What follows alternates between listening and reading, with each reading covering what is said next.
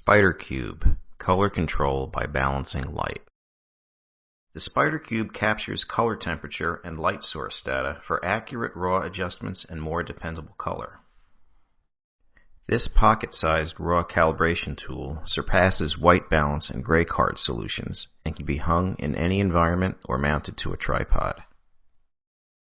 Spyder Cube is designed to help you calibrate your raw images by determining optimal adjustments to the key controls in raw conversion software.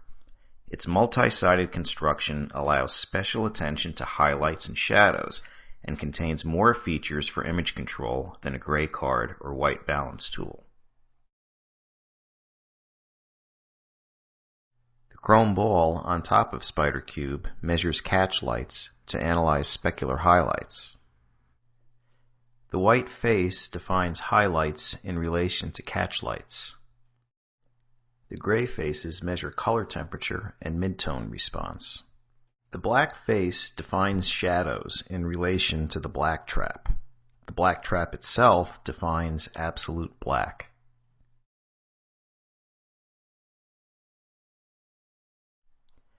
Place the cube in the lighting conditions under which you will be photographing. Orient the cube so that the lower black face, containing the black trap, is at the bottom front, and the two split white-gray faces are both visible. Take a photograph that includes the cube. This photo will capture important information about the shooting conditions to be used in making basic raw adjustments.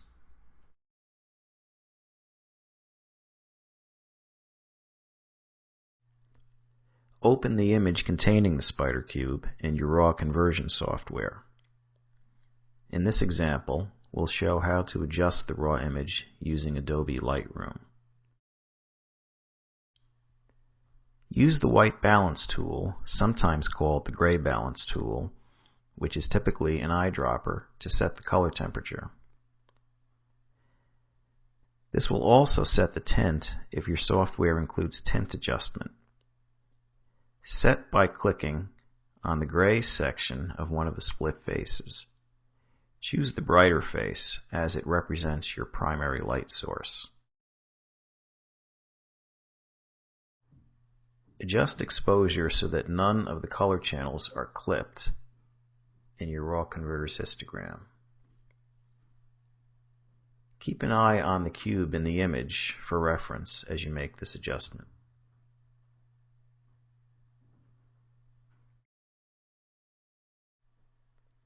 Next, brightness can be adjusted to compensate for any lightening or darkening that occurred during the exposure adjustment. Check the RGB values of the gray face under the primary light source. This face is 18% gray and can be used to determine how light or dark image midtones should be.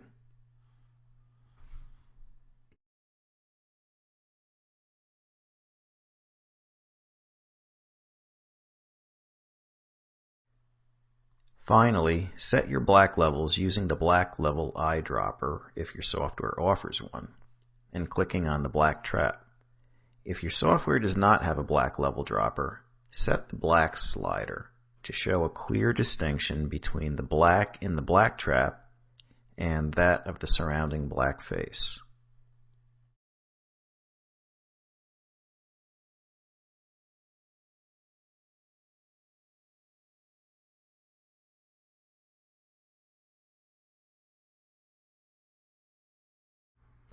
In this example, we'll show how to make the same set of adjustments to our image in Photoshop's Camera Raw plugin. Once again, we'll click on the white balance tool and then move the white balance tool to the brighter of the two gray sections on the Spyder Cube.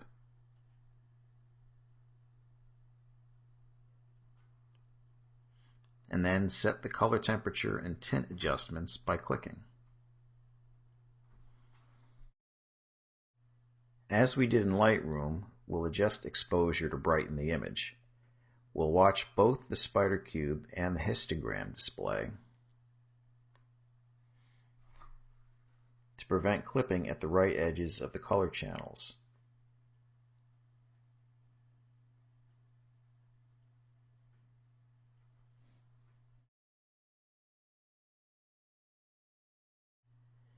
Then we'll adjust brightness to compensate for mid-tone lightening that took place when we adjusted the exposure.